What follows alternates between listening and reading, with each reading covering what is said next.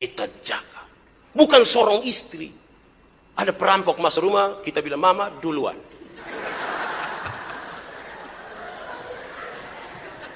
Papa urus ini dulu, habis itu. Tidak bisa begitu, kita yang lindungi. Kau kuatkan di saat aku lemah, kau menopang di saat ku merasa gagal. Minggu depan baru istri-istri lagi. Kita mulai dari suami-suami.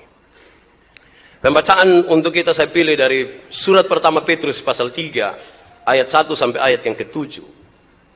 Pertama Petrus pasal 3 ayat 1 sampai ayat yang ke-7. Hidup bersama suami istri. Demikian juga kamu, hai istri-istri, tunduklah kepada suamimu, supaya jika ada di antara mereka yang tidak taat kepada firman, mereka juga tanpa perkataan dimenangkan oleh kelakuan istrinya. Jika mereka melihat bagaimana murni dan salehnya hidup istri mereka itu, perhiasanmu janganlah secara lahiriah, yaitu dengan mengepang-ngepang rambut, memakai perhiasan emas, atau dengan mengenakan pakaian yang indah-indah. Tetapi perhiasanmu ialah manusia batinia yang tersembunyi, dengan perhiasan yang tidak binasa, yang berasal dari roh yang lemah lembut dan tentram, yang sangat berharga di mata Allah. Sebab demikianlah cara perempuan-perempuan kudus dahulu berdandan, itu perempuan-perempuan yang menaruh pengharapannya kepada Allah. Mereka tunduk kepada suaminya, sama seperti Sarah taat kepada Abraham dan menamai dia tuanya. Dan kamu adalah anak-anaknya, jika kamu berbuat baik dan tidak takut akan ancaman. Demikian juga kamu, hai suami-suami, hiduplah bijaksana dengan istrimu, sebagai kaum yang lebih lemah.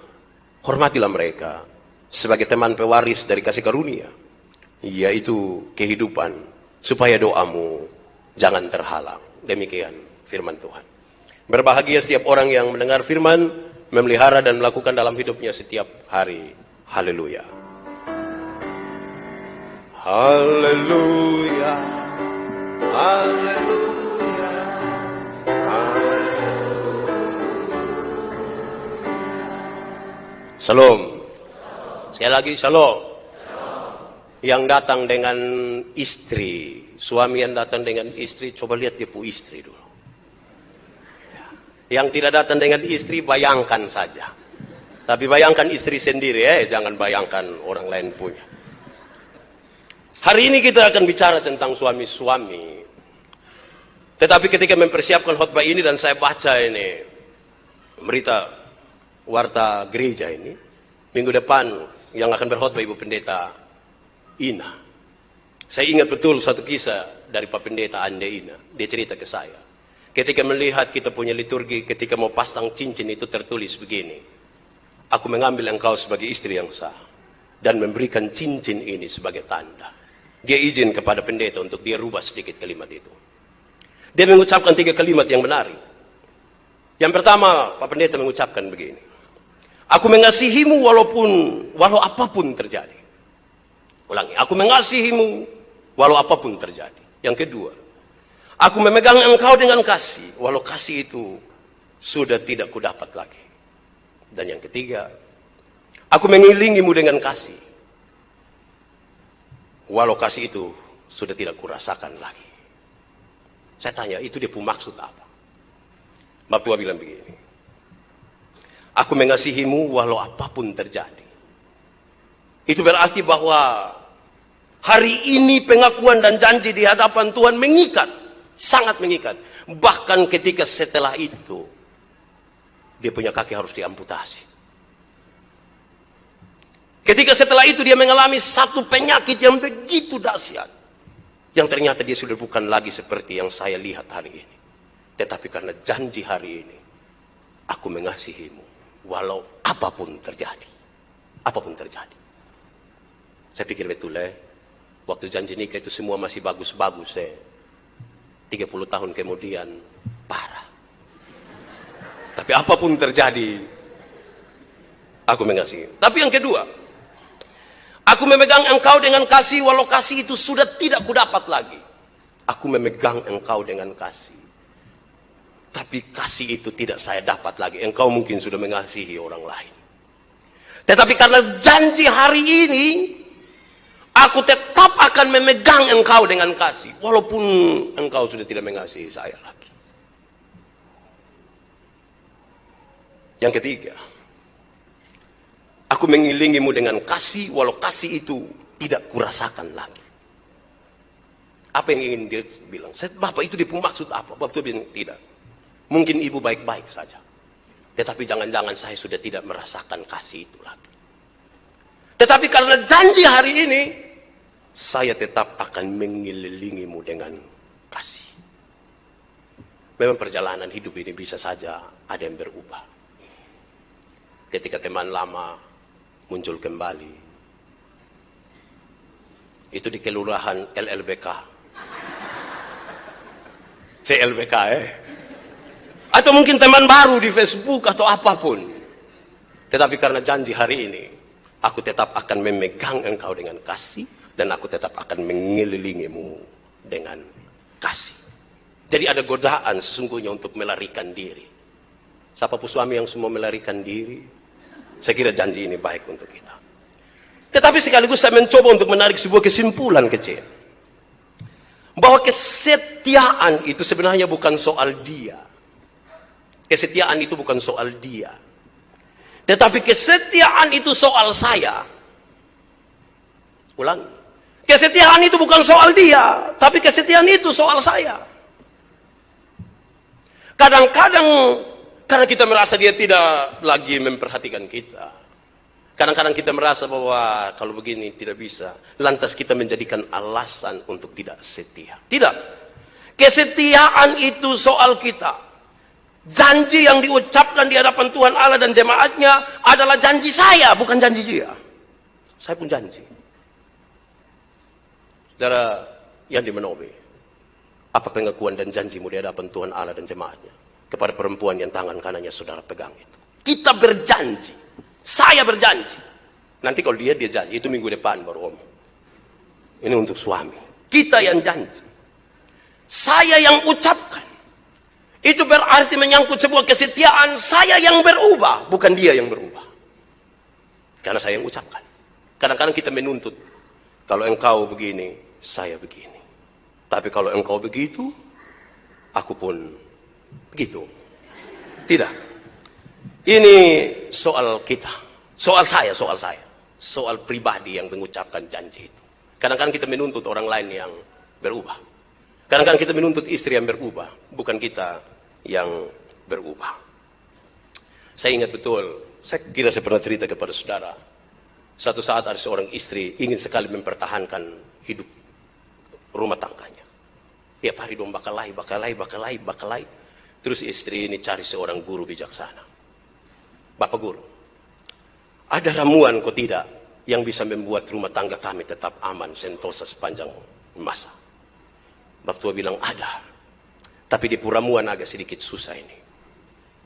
Apa itu Bapak? Ini agak susah. Apa itu? Ini ramuan ini salah satunya harus terdiri dari 3 helai kumis harimau. 3 helai kumis harimau. Mama bisa. Untuk keutuhan keluarga saya akan cari. Dia pergi ke hutan bawa daging. Harimau lari dari sana, datang disembunyi, dia agak lari. Makin dekat, sampai satu saat harimau ambil daging itu di tangannya. Hari berikutnya ketika dia bawa datang, harimau itu ambil daging di tangannya, dia permisi harimau, saya cabut ambil kumis 3. Jadi dia cabut ambil 3 kumis. Senang sekali dia lari, cari itu Bapak guru. Bapak, sudah apa? Saya sudah bawa ini 3 kumis harimau. Kok? Iya, susah. Coba cerita. Dia cerita bagaimana rumitnya mendapat kumis harimau itu. Setelah dia cerita habis, Bapak guru ini ambil itu 3 kumis harimau, kucak begini, buang di api. Ibu ini marah sekali. Bapak kira saya dapat gampang. Ini guru bijaksana bilang, ibu, saya heran deh ibu. Kenapa? Harimau yang begitu jahat saja, ibu bisa pelan-pelan kok cabut dia pun kumis. 3 lain malah. Tapi suami yang tiap hari kamu tidur sama-sama, tiap hari kamu bergumul bersama-sama, kamu bercerita bertahun-tahun, kamu berbagi kasih bersama-sama, lantas untuk cari tahu dia pembaik, mana lu tanya saya? Saya tidak nikah dengan kau suami. Betul lah. Harusnya yang tahu pasangannya adalah dia sendiri. Amin. Bayangkan kalau yang lebih tahu dia suami, tetangga istri. Itu bisa masalah itu. Haruslah mulai dari itu. Saya urus satu urusan keluarga di kampung. Mereka mau bercerai. Laporan sudah sampai polisi. Saya pergi sama orang. Saya bilang begini, kamu dua semua berhenti ini? Iya. Itu hari polsek mana yang kasih nikah kamu? Sampai bawa masalah ini sampai di sini. Marilah kita belajar sesuatu. Kita yang berubah, bukan mereka yang berubah. Saudara-saudara para suami, saja kita merenungkan lagi cerita ketika kita baru dinikahkan. Dalam kita punya tata ibadah itu dibagi dengan baik hal ini. Ada nasihat, ada janji nikah. Saya ingin kasih ingat kembali kita. Dalam nasihat itu tertulis begini.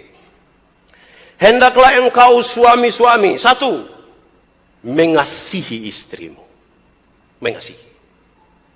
Bukan menyakiti. Mengasihi.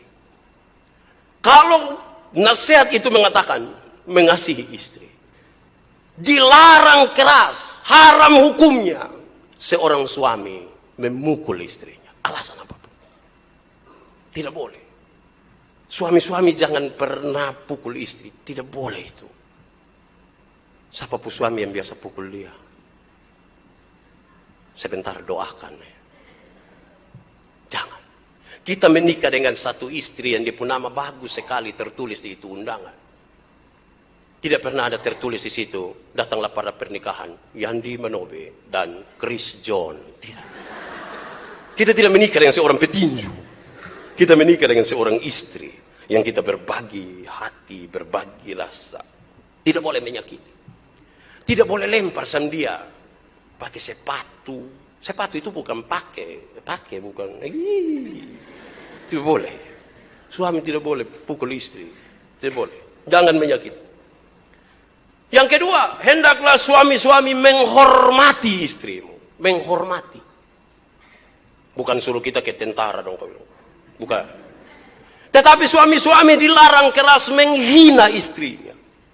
Pak, saya tidak hina, Pak. Dia yang hina saya duluan. Akhirnya saya balas. Nah, tidak boleh. Suami tidak boleh menghina istri. Hari kalau saya tahu lu model begini. Hari saya tertipu kulit luar. Betul.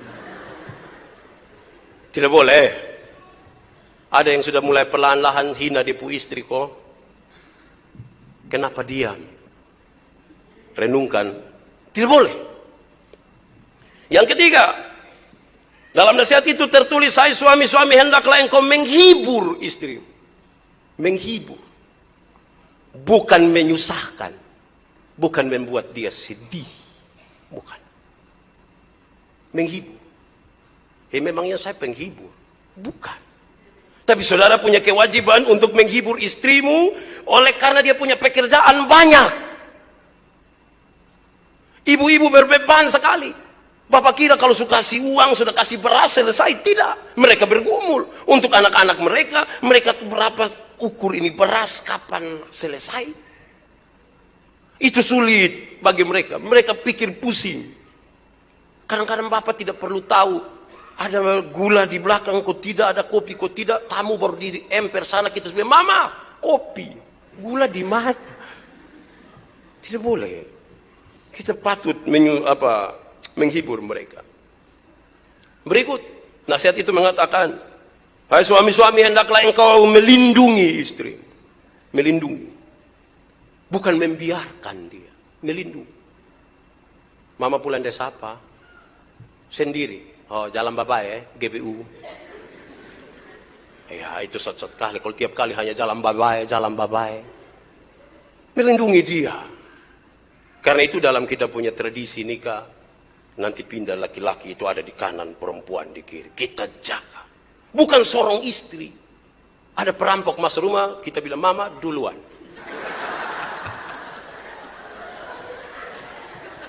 Papa urus ini dulu, habis itu. Tidak bisa begitu, kita yang lindungi. Kita yang lindungi. Ada suami ini bergerak sedikit, seorang istri. Tapi memang kita kadang-kadang begitu, pamalas ketemu itu orang, kita bilang, mama Piko, kasih tahu dia, bilang. Kita yang lindungi, Yang berikut. Nasihat itu mengatakan, hai suami-suami, hendaklah engkau memimpin istrimu. Memimpin. Karena kita kepala rumah tangga itu, kita memimpin. Bukan kita ikut saja. Bukan ikut saja. Tanpa melecehkan apa yang dipikirkan oleh kaum ibu. Tapi kita memimpin mereka. Semua baik. Istri baik, suami baik. Tetapi sebagaimana sebuah kapal, hanya dibutuhkan seorang nahkoda. Bukan karena satu lebih baik. Dan nahkoda itu dalam tradisi kita mengatakan suami yang memimpin. Suami yang memimpin. Bukan ikut saja. Ya, mau omong apa saya ikut saja. Tidak boleh. Kita memimpin. Kita memimpin. Berilah ruang untuk suami-suamimu memimpin. Yang berikut dari nasihat itu mengatakan, hai suami-suami, hendaklah engkau menolong istrimu. Menolong. Menolong itu beda dengan menonton. Mantua mau setrika ko, mau masak air ko, mau siap minum, siap makan, terima telepon, masih update status. Tolong dia. Mama, biar untuk mama pu foto, saya yang foto-foto saya. Jangan mama lah yang foto lah, setrika lah. Tolong dia sedikit. Kadang-kadang kita suami ini menonton lebih banyak. Lihat dia. Baru kita bilang, istri saya luar biasa. Tolong dia sedikit. Yang berikut dalam nasihat itu mengatakan, hai suami-suami, hendaklah engkau bekerja keras. Bekerja keras. Bekerja sungguh-sungguh. Bukan hanya berharap. Sungguh-sungguh. Bekerja sungguh-sungguh. Kadang-kadang sudah terlalu banyak menonton, kita hanya berharap. Istri usaha setengah mati, kita yang tanya, dapat berapa? Dapat berapa? Kalau istri bilang tidak dapat. Hei, lu bikin apa sah? Tidak boleh. Kita yang bekerja keras. Nanti kalau sebentar ibu juga bekerja keras, ya sama-sama bekerja keras. Yang terakhir, nasihat itu mengatakan, hendaklah berdoa. Berdoa. Kalau tidak berdoa itu masalah. Tapi kita pun suami dong kadang tidak berdoa. Pas bagian di mana harus berdoa, suami bilang, lusa saya ada kurang enak badan sedikit. Kadang-kadang ibu yang dapat dia punya bagian. Mari kita lanjut. Janji nikah. Ini masih memori kita soal pernikahan. Dalam janji itu tertulis 3 bagian, serius. Dan itu diucapkan oleh para suami. 1. Akan setia dalam untung dan malang. Setia dalam untung dan malang. 2. Tidak akan meninggalkan dia, tetapi melihara dan melayaninya dalam kelimpahan ataupun kemelaratan. Tidak akan meninggalkan. Dalam kelimpahan atau kemelaratan, baik dalam keadaan sehat ataupun sakit. Itu janji yang kita ucapkan kepada Tuhan. Tidak akan meninggalkan dia. Yang ketiga, akan hidup suci dengan dia dalam segala hal. Inilah yang kita ucapkan. Saya berjanji untuk setia dalam untung dan malang. Untuk tidak meninggalkan, tetapi memeliharanya dan melayaninya dalam kelimpahan atau kemelaratan, dalam sehat ataupun sakit. Saya berjanji untuk hidup suci dengan dia dalam segala hal. Seumur pernikahan itu. Saudara-saudara, lalu kemudian kita mulai mengelola sebuah rumah tangga. Masing-masing boleh renungkan sekarang. Ada berapa tahun dia berumah tangga sekarang? Karena hari ini khusus untuk laki-laki. Saya ingin mengucapkan 5 hal tentang laki-laki. Keenam dan selanjutnya ditambahkan sendiri. Oleh istri juga boleh. Yang pertama, dalam mengelola rumah tangga itu, sebagian besar laki-laki susah sekali memberi pujian kepada istrinya. Sangat susah. Betul kok suami-suami? Kita jarang kasih pujian kepada istri. Yang menarik adalah suami-suami lebih suka kasih pujian di barang-barang. Istrinya tidak dia puji, tapi dia, aduh itu rumah pun bagus. Itu oto pun bagus. Kenapa tidak menikah dengan rumah? Ada cerita begini. Seorang suami ketemu seorang istri. Bukan, dua suami istri. Hidup baik. Hidup beberapa tahun sama-sama. Tidak ada masalah. Satu saat suami pulang. Mereka bersapa baik sekali. Terus suami langsung ke meja makan. Mama sudah makan? Sudah. Dia ke meja makan. Buka ini tudung saji. Makanan enak. Tapi coba korek-korek ini sup ini. Dari rumput. Mama, kenapa kau sup pakai rumput? Dia bu istri bilang, kok papa nah? Mama yang taruh rumput, saya yang salah. Memang saya hewan. Tidak. Lalu kenapa mama taruh rumput? Kok papa kita sunika sekian lama nih. Beta masak-masak juga papa tidak pernah puji beta sedikit. Jadi beta pun tahu beta masak apapun itu baik. Mau masak daging juga baik. Masak bunga pepaya juga baik. Masak rumput juga baik. Karena papa tidak pernah memuji sedikit pun. Ibu-ibu, inilah kita pun suami yang jarang memuji. Bapak-bapak, inilah kita yang memang kadang-kadang tidak suka memuji istri. Tapi harus ingat, ibu-ibu juga butuh pujian sedikit. Dong mau dapat pujian di mana? Di kawiko. Suami puji sedikit. Jangan bilang, Ma, kenapa lu kemarin penggumuk lah? Jangan.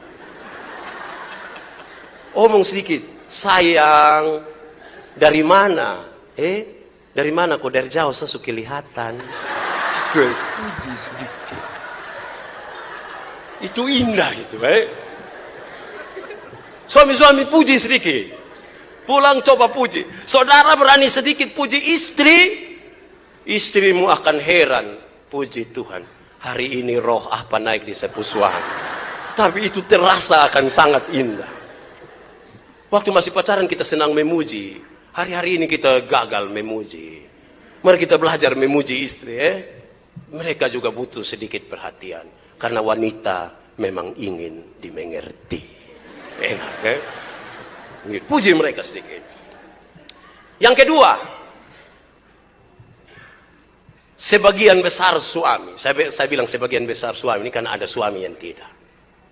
Sebagian besar suami itu takut kalau melihat istrinya menangis. Mereka takut. Coba renungkan 20 detik. Betapa suami-suami itu takut. Hari ini ibu-ibu harus tahu, suamimu takut melihat engkau menangis. Tapi mereka lupa kalau ibu-ibu banyak menangis ketika mereka tidak ada. Ulangi. Suami-suami itu takut melihat istrinya menangis. Kadang-kadang kalau istri tahu itu dia menangis ketika suaminya tidak ada. Terus datang lihat ibu mata babangka. Terus kita bilang, Ma, kenapa itu mata? Sonde, tadi apa kok? Mereka juga tidak mau kita lihat. Tapi suami juga takut melihat istrinya menangis. Kalau begitu jangan buat istri menangis. Belajar untuk mengasihi dia. Mengasihi dia sampai dia menangis. Aduh Tuhan nih. Pertama dalam sejarah. Tapi kasihi dia. Jangan buat dia menangis. Tapi ibu-ibu, itulah suami. Suami-suami itu memang takut sekali lihat istrinya menangis. Mereka tidak aman kalau istri menangis.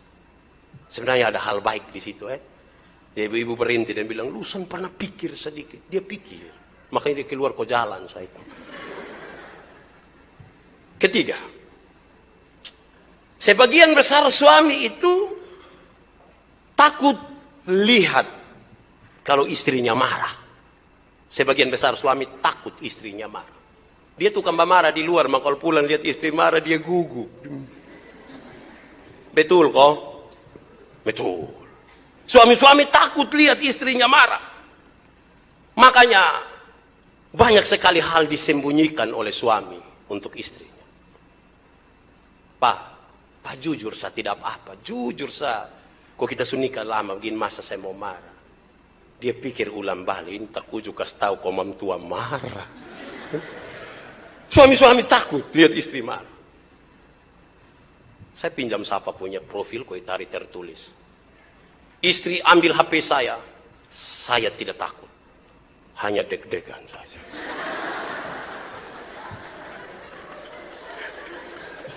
Tahu tadi su hapus kok belum nih.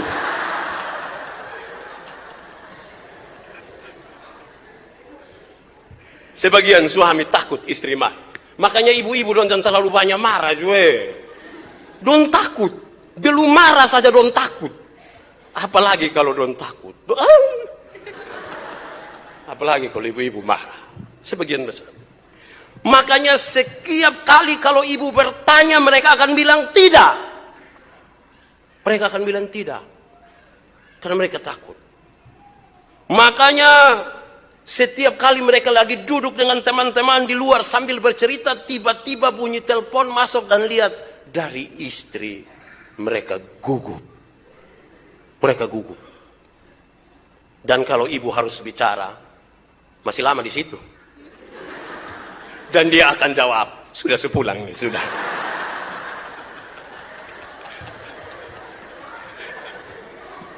Sepulang mah itu 2 jam baru sampai rumah. Suami-suami memang begitu, ibu-ibu.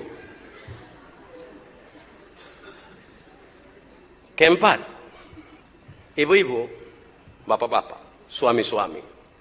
Sebagian besar suami takut sekali kalau ditinggalkan oleh istrinya. Takut. Dia takut sekali. So takut meninggalkan istri, tapi suami dong aneh, dong rencana kasih tinggal istri. Bukan mereka takut ditinggalkan. Tetapi kadang-kadang mereka tidak menunjukkan kesetiaannya. Kelima, ibu-ibu, bapak-bapak. Sebagian besar suami takut kalau istrinya diam. Sebagian besar suami takut kalau istrinya diam. Ma, sumakan, suminum, sumara. Itu suami-suami gugup. Makanya kalau mau rencana diam, siap memang handuk. Dia takut sekali. Kenapa? Karena memang diatur seorang suami tidak bisa melepaskan diri dari suaminya, dari istrinya. Aku akan menjadikan bagimu seorang penolong. Karena itu, perempuan akan terlihat lebih kuat dari laki-laki. Dan sejumlah ketakutan ini ada. Tetapi hal-hal tertentu memaksa mereka untuk mereka harus melakukan 1-2 hal ini. Saudara-saudara, lalu apa kata pembacaan tadi untuk para suami? Kita baca bagian-bagian pembacaan tadi dari surat pertama Petrus pasal 3 ayat 1 sampai ayat yang ke-7. Seolah-olah pesan paling besar itu ditujukan kepada para istri. Tapi hari ini saya ingin membalikannya. Kenapa istri-istri harus sedemikian kepada suaminya? Pertama, hendaklah engkau tunduk, engkau menghormati, engkau mengerti. Istrimu telah tunduk kepadamu, dia telah menghormati engkau, dia telah mengerti engkau. Karena itu suami-suami wajib hukumnya untuk tunduk, menghormati, dan mengerti istri. Sebab nasihat utama kitab suci terhadap pernikahan ialah hendaklah kamu berdua saling, satu menghormati yang lain, yang satu menghormati. Suami menghormati istri, istri menghormati suaminya. Kita renungkan saudara-saudara, ada banyak hal membuat kita tidak cocok dan cenderung membawa kita untuk saling menyakiti satu dengan yang lain karena kita hidup dalam perbedaan. Kita hidup di tengah-tengah dunia yang sungguh berbeda, satu pun mau lain, satu pun mau lain. Kalau tanpa pengertian, tanpa rasa hormat dan rasa tunduk seorang terhadap yang lain, kita sulit membawa rumah tangga kita itu dengan baik. Kan kita berbeda. Di kita otak ada sejumlah hal yang berbeda. Apalagi kalau kita coba gabung dua otak. Kalau begitu harus dikelola. Dan satu kata yang paling mungkin adalah saling mengerti. Saya kira saudara tahu cerita ini. Ketika satu pasang nikah, mereka merasa kehidupan rumah tangga mereka sudah tidak lagi beres. Mereka konsultasi sana sini dan mereka menemukan jawaban. Ternyata persoalan mereka hanyalah karena mereka tidak saling mengerti satu dengan yang lain. Lantas bagaimana mereka mengelola ini? Mereka kelola dengan cara mereka. Yang istri bilang begini, Pak, kalau harusnya ketika saya marah, Bapak harus tahu, supaya Bapak mengerti. Bapak tua juga bilang, supaya kalau saya marah, Ibu juga mengerti. Maka disepakatilah. Kalau Bapak pulang dari mana-mana, kok sapu konde itu taruh di testa, bukan di belakang, itu tandanya saya ada marah itu. Itu tanda saya ada marah. Jadi kalau Bapak tua pulang, Bapak tua pun konde taruh di sini, Bapak tua hati-hati. Ada sakit kok. Mau makan apa nak omong? Saya masak. Saya janji tidak akan taruh sianida. Tapi mulai belajar mengerti. Terus Papa? Oh kalau yang saya punya, kalau Mama lihat saya pulang dari mana-mana kok kerabaju subah diri, taruh begini. Mama hati-hati. Saya ada marah itu. Mama harus belajar mengerti dari sikap saya.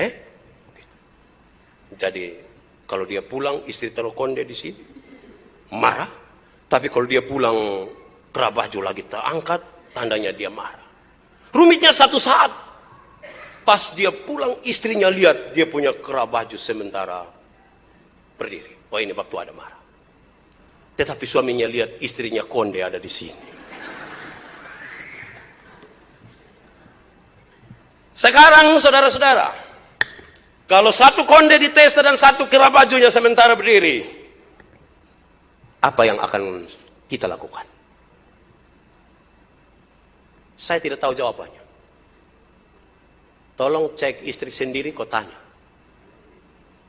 Ada waktu di mana kita sama-sama marah, dan bagaimana penghormatan dan penghargaan itu terus ada. Hanya dua orang yang tahu. Tidak boleh lagi saya kasih tahu. Saya juga tidak tahu. Saya akan omong dengan ibu di rumah. Tapi ibumu, engkau yang omong sendiri. Pulang. Tapi juga jangan tiap hari konde di muka, kerabaju berdiri. Jangan. Itu pertama. Kedua, catatan teks tadi menarik. Merubah tanpa perkataan. Suami-suami, kalau istrimu telah tunduk, taat, patuh kepadamu, dan kalau dia melihat engkau baik, maka oleh karena tanpa perkataan, suaminya bisa berubah. Saya juga ingin bilang kepada suami hal yang sama. Merubah sesuatu tanpa perkataan. Merubah sesuatu tanpa perkataan. Ada dua kalimat yang menarik. Pertama, ketika saya bilang kepada saudara, seorang sahabat bilang kepada saya, teruslah memberitakan Injil, tapi berkata-katalah bila perlu. Beritakan Injil terus, tapi berkata-katalah bila perlu. Supaya Injil yang kita katakan itu lebih banyak dari bahasa tubuh kita, bukan dari apa yang kita ucapkan. Injil dari kata-kata, dari bahasa tubuh. Berbicaralah bila perlu. Kalimat yang kedua yang pernah saya ucapkan kepada saudara adalah, supaya rumah tanggamu jadi baik, kalau engkau salah, akuilah. Tapi bila engkau benar, tetaplah tutup mulut. Tetaplah tutup mulut. Supaya rumah tanggamu jadi baik. Kalau engkau salah, akuilah. Tapi kalau engkau benar, tetaplah tutup mulut. Cerita ini saudara tahu, tapi saya ingin cerita ulang. Ada seorang suami punya istri yang cerewet sekali. Cerewet sekali. Tentu kalau cerewet dan satu saat dalam dia punya pekerjaan, tiap-tiap hari sapu rumah dan seterusnya, sambil mengomel-mengomel, tiba-tiba dia jatuh masuk dalam sumur. Dia pun suami pikir lebih ke setengah tahan. Mungkin dengan itu cara dia akan baik mungkin. Diam. Tapi saya tidak anjurkan ini. Tapi dia pikir-pikir melewati satu malam tanpa istri yang cerewet itu. Dia ada niat untuk dia pergi. Pagi-pagi benar dia ambil tali. Setelah sampai bawah dia rasa ada yang naik datang. Tapi ketika yang naik sampai di luar ada bayi tua satu. Saya pu istri di mana? Papu istri di bawah. Dia ada baik-baik. Lu siapa? Saya penunggu ini sumur ini. Kenapa lu keluar? Mam tua terlalu cerewet.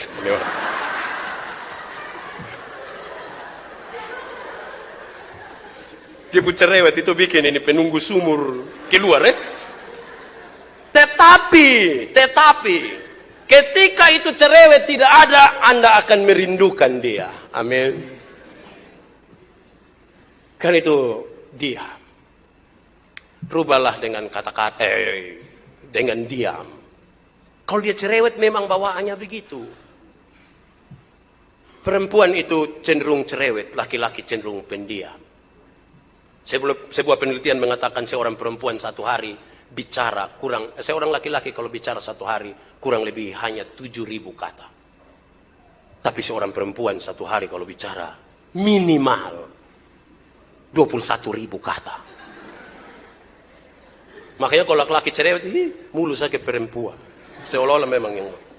Nah saudara bayangkan kalau pola komunikasi kita, setiap kali kita pulang dari mana-mana, katakanlah kita pegawai, pas pulang, ibu mau kasih keluar yang 2.000, ibu datang bilang, Pak, bab tua bilang, tadi di kantor baik kok, lu kepala dinas.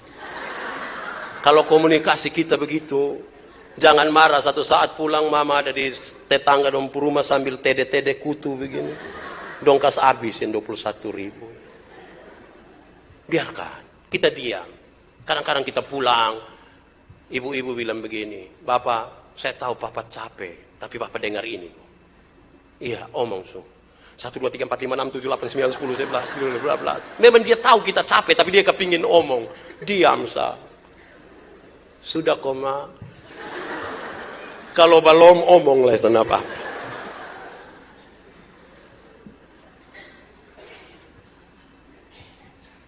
Ketiga, berpenampilan rohani yang baik. Istri-istri, janganlah engkau berpenampilan punya segala macam di luar kelihatan baik, tetapi engkau harus berpenampilan rohani yang baik, yang tidak bisa digantikan, yang kekal dan seterusnya. Hal ini juga berlaku bagi suami. Hendaklah engkau menjadi seorang ulama yang baik bagi keluargamu. Karena engkau imam di dalam rumah tanggamu. Di mana kata-kata dan perbuatanmu harus sesuatu yang sungguh-sungguh sinkron. Yang sejalan antara apa yang kita pikirkan, yang kita katakan, dan yang kita lakukan. Berdoalah bagi istrimu, berdoalah bagi suami, bagi keluargamu. Berdoalah bagi anak-anakmu. Sungguh-sungguhlah berpenampilan rohani yang baik. Seorang suami terhadap istri dan anak-anaknya. Bapak mama tahu, kalau mau kegiatan di gereja itu banyak orang, kasih panitia yang bapak-bapak semua.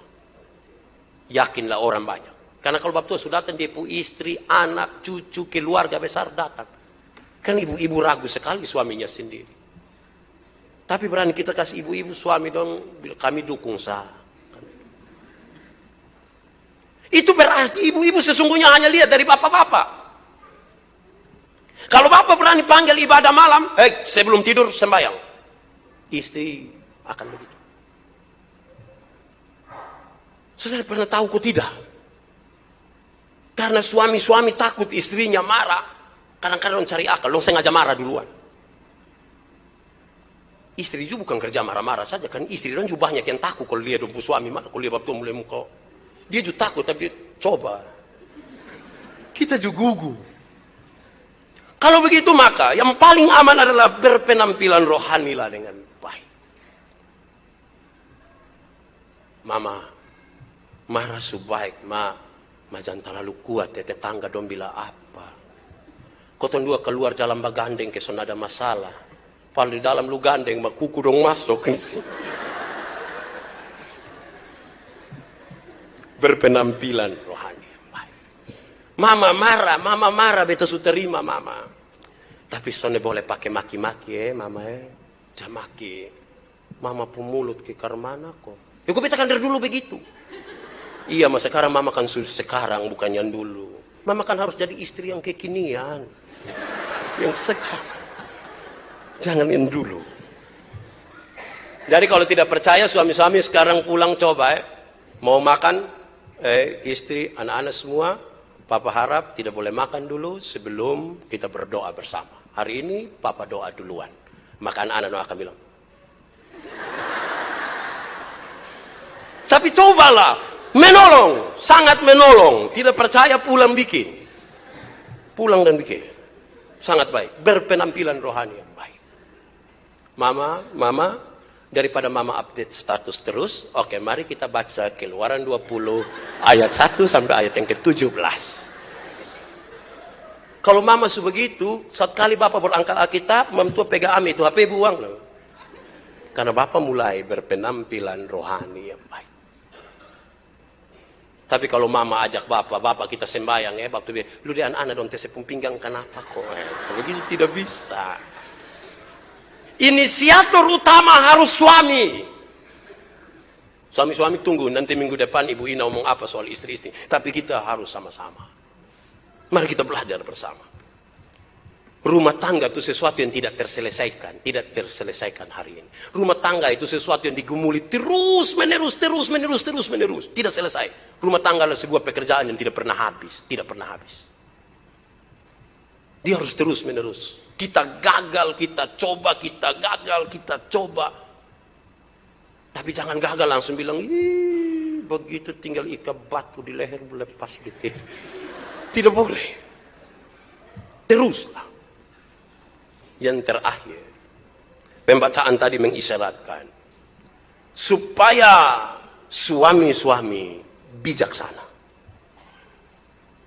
Bijaksana dalam kata-kata, bijaksana dalam keputusan, dan bijaksana dalam menempatkan diri. Hendaklah begitu. Suami-suami hendaklah bijaksana. Saya pernah bilang kepada saudara-saudara, ada 2 orang ibu datang dengan suaminya. Mereka datang minta saya, Pak Pendeta tolong doakan saya, tolong doakan kami. Kenapa?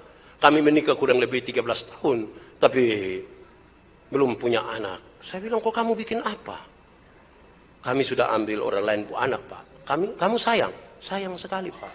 Kalau misalnya dia orang tua ambil kembali kamu mau? Oh tidak Pak, kami sayang dia. Oke, kita akan berdoa. Tapi saudara mau mujizat besar atau mujizat kecil? Orang bilang kalau bisa mujizat besar Pak. Oh kalau mujizat besar sudah terjadi atas dirimu. Maksudnya? Iya. Mencintai dan menyayangi anak sendiri itu gampang. Kita pu anak. Tapi kalau mencintai dan menyayangi orang lain pu anak sama ke anak sendiri itu mujizat. Dan saudara bisa melakukan itu. Tidak semua orang bisa begitu. Itu luar biasa. Dan pu istri bilang, iya. Kalau begitu Pak, kami tidak berdoa lagi. Kami tahu Tuhan kasih kepercayaan ini. Tapi dia pun suami dan bilang begini, betul mencintai anak sendiri itu gampang. Tapi kalau mencintai orang pu anak ke anak sendiri itu mujizat. Berarti kalau mencintai istri sendiri itu gampang ya Pak. Mencintai orang pu istri ke istri sendiri itu mujizat Hah, saya bilang tidak, ini berlaku untuk orang tua dengan anak saja. Saudara melihat baru saja ada sebuah kisah di mana kita tidak bijaksana menempatkan kata-kata. Ada sebuah kisah di mana kita tidak lagi pantas menyatakan sesuatu. Kadang-kadang kita kira itu main gila. Tapi tidak bagus. Bijaksanalah sedikit. Pak, anak ada berapa? 2, Pak. Kenapa soalnya tambah 1? Ibu ada mau, mas saya ada bilang tunggu-tunggu sedikit. Kita melecehkan orang tua. Jaga dia sedikit. Jaga itu kata-kata. Jaga itu sikap. Bawaannya laki-laki itu suka lihat perempuan.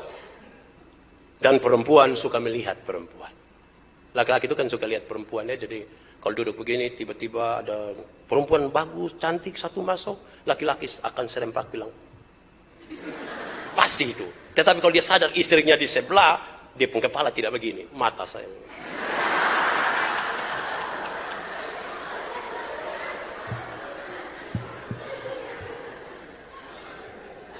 Ibu-ibu melihat perempuan. Laki-laki yang ganteng masuk, orang tidak terlalu lah. Tapi kalau seorang perempuan yang masuk. Pak, ya, dia pun tas bagus Dia pun sepatu lucu Ya lucuan dia saya tertawa, lucu. Kalau kita tidak bijaksana dalam situasi begitu, masalah. Saya pernah bilang kepada saudara, polanya berbeda. Salah satu pola yang berbeda ialah laki-laki itu cenderung cepat lupa. Sementara ibu-ibu ingatannya tajam sekali. Setajam sileng. Laki-laki itu cepat lupa. Dia baru kunci mobil begini, jalan 30 langkah. Tahu tadi itu kunci oto kau belum. Cepat lupa. Makanya jangan marah. Laki-laki kalau di luar itu kadang-kadang dia lupa kalau dia sudah ada istri. Dia lupa, dia cepat lupa. Tapi kalau ibu-ibu ingatannya tajam sekali. Setajam. Kalau ada laki-laki bilang, suami bilang, saya tidak pernah marah saya pu istri. Yang akan protes pertama adalah dia pu istri. Tidak pernah apa? Oh, memang tidak pernah. Pernah. Yang mana? Itu hari itu. Yang mana? Yang tahun 1960. Yang mana? Yang waktu itu tuh mama masih hidup tuh yang di ruang sini nih yang mama Dalam pola-pola yang berbeda inilah nasihat firman Tuhan ini serius bagi kita. Saudara, di bagian terakhir dari khotbah ini saya ingin mengajak saudara untuk renungkan sejenak. Kenapa yang saudara nikahi itu adalah dia, bukan perempuan lain? Kenapa? Kenapa? Kok bisa saya nikah dengan dia? Saya pernah pikir. Coba saudara renungkan, kenapa yang kita nikahi dia? Karena sesungguhnya Tuhan tahu untuk orang macam kita ini siapa yang dia kasih. Siapa yang dia kasih. Tuhan tahu. Pak, tapi dia suka bawa masalah. Tidak. Masalahnya ada di kita, bukan di dia. Coba renungkan baik-baik. Masalahnya di kita suami, bukan di dia. Mudah-mudahan ibu-ibu don't sadar bahwa masalahnya di ibu-ibu juga, bukan di kami. Maka rumah tangga itu jadi baik sekali karena kita sama-sama merasa masalahnya di kita. Coba saudara renungkan, kenapa bukan orang lain tetapi kenapa dia? Kenapa ini perempuan yang menjadi pendamping kita, bahkan dia cenderung membawa masalah bagi kita? Coba renungkan. Coba saudara renungkan sedikit, kenapa kemudian tiba-tiba kita pasrah dan kita tidak mau lagi berkata-kata dengan dia. Sudah, mak pikir karena dari mak, saya malas bertengkar. Luka pingin jalan, beta ada di sini. Tidak apa-apa. Kenapa dia, bukan orang lain? Saudara renungkan. Saudara akan menemukan dia punya jawaban. Kenapa istri yang kita dapati hari ini, yang sudah kita nikahi bertahun-tahun inilah, seorang istri yang sekarang ini berbeban sekali, kan dia merasa bahwa dia terlalu membebani hidup kita dengan sakitnya, dengan segala macam yang dia alami. Kenapa dia? Kenapa dia? Bukan orang lain. Sekali lagi kalimat kuncinya adalah Tuhan tahu kepada siapa. Kepada siapa dia titipkan seorang istri itu. Dia tahu.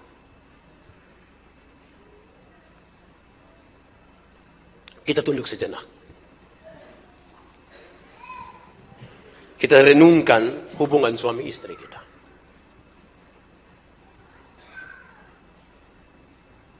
Kita sadar bahwa bertahun-tahun mungkin istri kita diam dan tidak pernah bicara apapun. Bahkan soal kelemahan kita. Kita tahu bahwa kadang-kadang kita merasa kita sudah begitu mengerti dia, tapi dia tidak pernah mengerti kita. Hari ini kita dituntut, bukan dia yang berubah. Bukan istri-istri yang berubah. Tapi kita suami yang berubah. Kesalahannya tidak ada pada dia. Kesalahannya ada pada kita. Firman Tuhan menjanjikan dengan sangat pasti. Hormati dia. Tanpa kata-kata, sebuah persoalan besar bisa dirubah. Berpenampilan rohanilah yang baik. Dan bijaksanalah. Dalam kata-katamu, tindakan, dalam pikiran. Untuk istrimu, untuk keluarga. Kita percaya hari ini keluarga kita dipulihkan.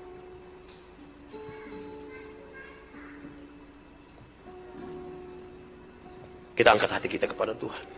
Ini saatnya Tuhan akan melawat keluargaku. Sambil kita mau percaya bahwa Tuhan mampu untuk merubah apa yang menurut kita tidak mampu lagi kita rubah.